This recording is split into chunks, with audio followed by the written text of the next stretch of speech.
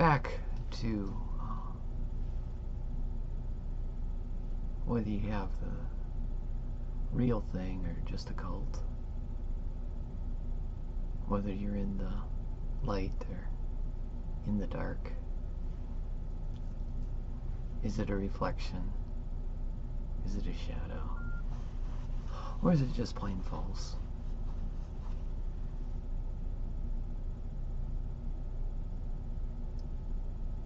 We have all these examples in nature.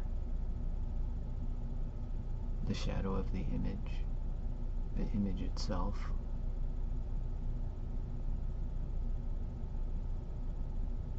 And you got to know what you're dealing with. Other than that, you could be in danger. And Jesus talked about that a lot.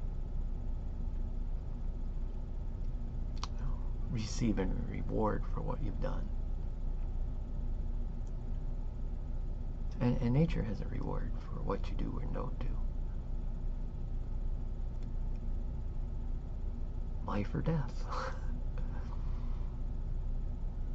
Joy, happiness, peace, or pain, suffering, and misery.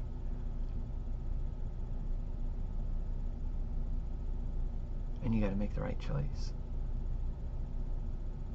based on the information you have and your ability to process that data.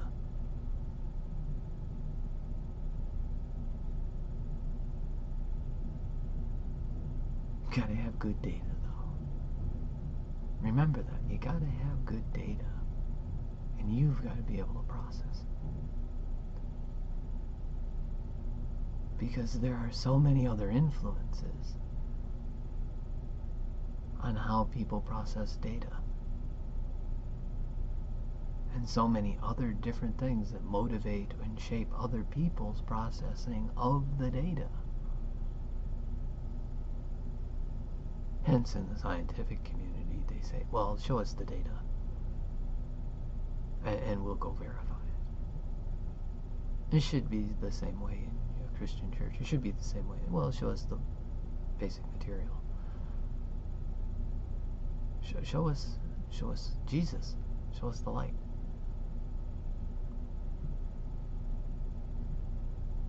You know, the parents give the information. Dad gives 23 chromosomes. Mom gives 23 chromosomes. Mom takes the information, protects it, nourishes it for 9 months if you're a human. Nature does the same thing. It happens all the time. Parent swaps data. Parent gives away data. Parent extends itself. So there's more life. Reproduces itself. Apple doesn't fall far from the tree. It's great joy. And then there's potential for passing on the species. Yeah, so the little one hangs around the mother in most of the species. Oh, there's a few where it's the father who does a lot of that. Seahorses are one of them. Penguins. You know, hold the egg, the father does for a while. Mother does for a while, the father does for a while. You know. There's all sorts of examples in nature.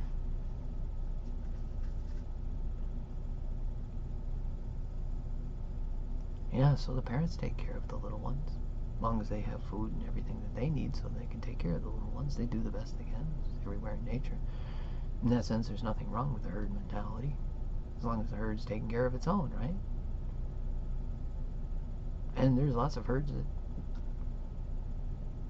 peacefully coexist with other herds, right? Zebras, gazelles. You know, you see different flocks of birds. You go out to the lake, Michigan here. Yeah, you'll see all the different birds flocking together. Especially if it's cold. They all flock together. The little ones get downwind. Yeah. When it comes to survival, nature does some serious survival work. They don't care. I mean, there's examples on YouTube. Mother dogs picking up babies that were abandoned by humans. Pull them over by their babies. And mother cats and dogs taking care of other, not just other species, but other families of animals. They'll do that. We see it everywhere in nature. So the herd mentality, the mothering thing, that's not bad. You know, the fact that secular pagan people refer to Earth as Mother Earth, well, that's not completely unbiblical. The Earth has a lot of laws. We have this constraint. It is kind of like a womb. You're here, you got to be attached. This is where you get your nutrients. You get away from here, you better have some cord to get back to here. You know, so Earth is a lot like a mother. There's laws, boundaries, limitations. Oh yeah, it's there. Earth is like a mother. Oh wait, flesh and blood, that comes out of the earth. You come out of your mom. Part of you anyhow. So, and the Bible says, if you want the Christian aspect of it, do not forget the law of your mother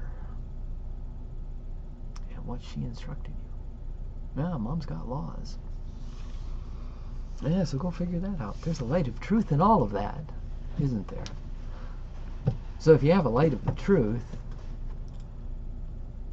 and everybody has some light of truth, you don't want to be around those souls that don't have any light of truth.